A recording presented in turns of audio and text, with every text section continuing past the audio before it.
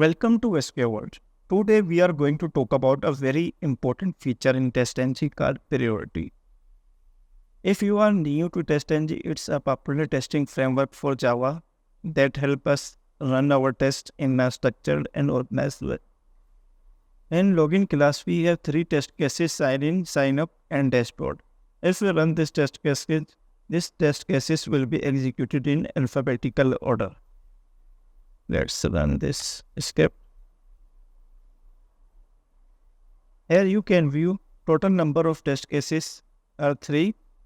First test case, execute dashboard open in alphabetical order, then sign up and then logins successfully.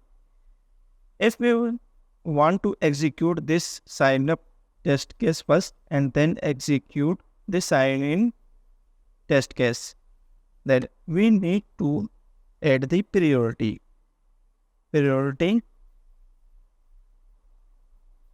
If we do not set priority against any test cases, then priority will be high. Priority is equal to 1.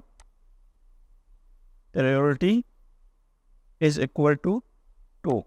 In this scenario, first sign up test case will be executed because we did not define here priority. By default, priority is 0. Let's run this script. In this scenario, sign up test case will execute and then first login and dashboard. Sign up test case execute, then login and then third dashboard test case execute. If we set here priority is equal to 0, in this scenario, the highest priority of this test case is sign up test case will be execute first, then sign in test case will execute and third dashboard test case execute. Let's run this script. Sign up test case execute and second test case login and then third.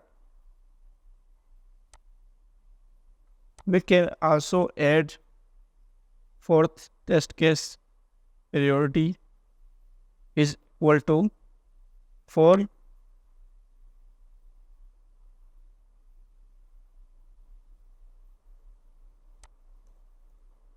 Public void home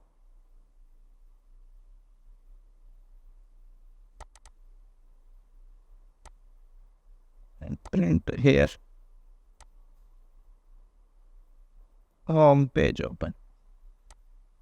In this scenario, first execute sign up, then login, then third test case dashboard, and then fourth number of test cases will be executed.